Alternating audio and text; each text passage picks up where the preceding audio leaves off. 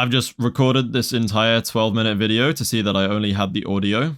That's great. A great start. Anyway, I am here with a Jujutsu Kaisen Modulo Yuji Itadori theory. Now, we will have some slight spoilers for chapter 16, so if you're not tapped in with leaks or spoilers, maybe, divert your attention for now. But I am very certain that we are about to see Yuji Itadori's entrance in the next chapter, and that he is going to be paralleling Sukuna from Shibuya. And by that, I mean he is going to be throwing some generational hands with Mahoraga in order to nullify that ritual, nullify that 1v1, and also give us some information about, the Yuji Itadori related things that were not revealed in Jujutsu Kaisen, such as maybe his furnace ability, and maybe his domain name, as well as what's going to be happening with him moving forward, because I do think he still has a role to play in the story, but I also think he's going to be done out here in Modulo. I think his story is going to get wrapped up, he's going to be in the afterlife, he's going to talk to Mahito, he's going to be in the airport, maybe talk to Yuta, we'll get some little character interactions, see some old faces, maybe even some gojo for a bit of fan service or something like that, I'm waffling now, I don't know. Yeah, basically,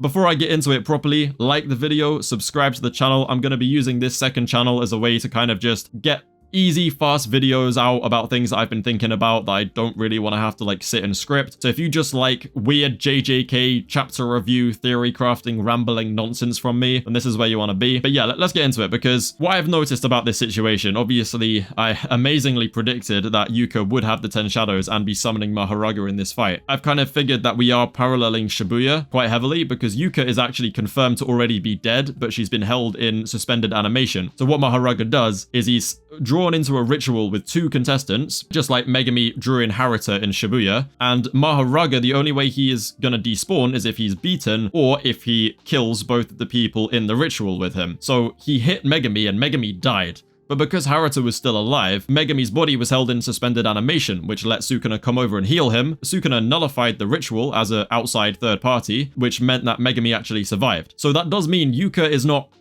she's dead, but she's not dead. Do you know what I mean? And I don't think she's going to be dying off screen, in the shadows like a Mahoraga victim. I don't think that's how this is going to run. And I do think Yuji Itadori is going to have a hand in saving her, because I think Yuka is basically, this is a crazy insult, but Yuka is basically filling the position of our Megami right now, yeah? So I would not be surprised if the way this goes down is if Yuji Itadori feels Mahoraga's presence in Tokyo, right? In demon-infested human Makyo, whatever they call it, bruv, in the ruined down city where the battle happened. If Yuji notices Mahoraga's presence, pulls up to the fight just like Sukuna did, maybe uses some reverse curse technique to heal Yuka. That's kind of out there, but I don't think it's crazy for Yuji to have learned that, because, Sukuna's abilities were engraved on his body. I imagine over time that is an ability he learned how to do. So maybe he pulls up and does that the same way Sukuna did, in order to give Yuka a bit more time, and then I do believe he's going to throw down with Mahoraga, because despite the fact that I do genuinely believe Dabura is Sukuna level, I think from what we've seen, his just curse technique and AP and physical stats are just simply on that bare minimum 15-finger Sukuna level. Alright, his curse technique is crazy, it's so easy to use, he's just shooting laser beams of killing intent that are potent enough to completely delete Mahoraga, alright? This guy didn't know that he needed to one-shot Mahoraga, but if he wanted to, he could have done it with the first attack, because Mahoraga gets absolutely fried, alright? He gets the Nanami treatment, his top half just despawns when Dabura, all he needs to do is stretch out a hand, fire some beams, and Mahoraga gets slammed, bruv. There is not many characters in the verse who are capable of doing that. Now, online, people are kind of debating how is this fight gonna go down? Is Dabura gonna exercise Mahoraga? Is Mahoraga gonna kill Dabura? I don't think either of those things happen. I think we get to see the cool fight, and then I think a third party intervenes, because that is simply narratively the most interesting route. I think I'd find it pretty boring if this just concludes predictably, with one of them beating the other, and then, the binding vow or the contract or the deal that they've made gets met. So if Dabura wins, the Samurians get their way on Earth. If the humans win, the Samurians have to leave. If Modulo ends with just the Samurians leaving and that's that, or the Samurians staying and then making cursed spirits roam rampant, I don't see how either of those things are a satisfactory ending. So what we need is somebody to jump in and effectively not only nullify the Mahoraga ritual, but also nullify, or at least postpone, the deathmatch between Yuka and Dabura. We need this third party. And I believe that third party is going to be Yuji Itadori, because he's been teased for a while now. We know that he's still young, he's got that immortality, he's in his peak prime physical condition, he's going to be the strongest he's ever been, and we need him to come in here and be moving like Sukuna in Shibuya. He needs to come in here, save Yuka, throw hands with Mahoraga, give us an amazing fight, and then also paralleling what and then also paralleling what Sukuna did in Shibuya.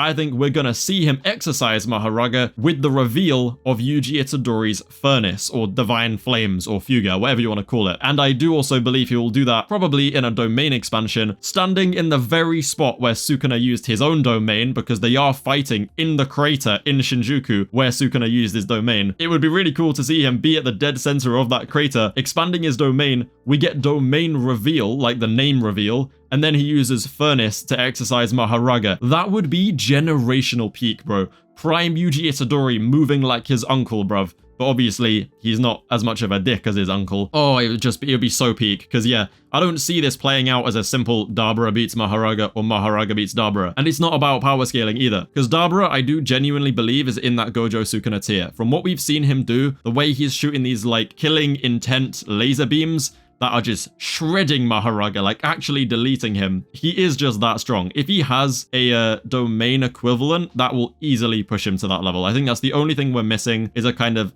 domain ultimate move equivalent. But I do think because he's not panicking, even after figuring out that Mahoraga adapts, means he's got something up his sleeve still. We gotta let him cook, right? This fandom is too quick to jump on characters' asses. Just let him do his thing, all right? But yeah, I do think the fact that, you know, Mahoraga is adapted to the laser beams basically means no matter how many times Dabura absolutely deletes this guy. Like, Sukuna dusted Mahoraga in Shibuya with his domain. Dabura is doing the same thing with his curse technique now. We need to give him the credit. Not many characters can do that to Mahoraga. Adaptation is adaptation. If Mahoraga's adapted, there's not much, you know, Dabura can do other than use a trump card. But I don't think we're gonna get to that point, because I think Yuji Itadori is gonna intercept. He's going to exercise Mahoraga, buy Yuka some time, and then whatever happens, happens. You know, the deathmatch will probably get postponed, or maybe Yuji Itadori picks up as the new challenger and slams Dabura. I don't know. I don't know where we go from there. But what I do know is that I want to see this, like, Yuji Sukuna parallel with him moving like Sukuna in Shibuya and pulling up on Mahoraga to save the day and nullify this ritual. It's going to be so peak. I'm thinking about when that moment will get animated. And look, some of you guys might think I'm crazy. Some of you power scalers might be thinking, no, we have to see this fight between Mahoraga and Dabura to know who's stronger. Yeah, that's not how writing these things works, alright? Gege doesn't give a crap about all of that, trust me. Plus, Dabura doesn't even seem like someone who wants to run a fade all the time anyway. He's not Sukuna. Yeah, there's lots of ways it can go, but the one thing I'm very certain of, just like I was certain that Yuka had the 10 shadows, and I was certain she would summon Mahoraga, I am pretty certain that Yuji Itadori is gonna pull up and interrupt this fight and throw down with Mahoraga, and that is that's just a very exciting thought. But yeah, after that point, I really do hope we get to see some cool character interactions between Yuji, Yuka, and Tsurugi, and maybe Yuji and the Samurians as well, because obviously the Samurians will see him as part Kallian, so I'm kind of curious to see how that interaction goes down. But more than anything, I want to see Yuji and Yuka talk about, Yuji, Yuka, and Tsurugi talk about their grandparents. I want to know, like, what went down in the time between original JJK and now. What happened between Yuji and Yuta? Like, did they get on? Maybe some power scaling statements, you know, I wouldn't mind some agenda here or there. I don't know, I just want to hear Yuji, like, talk about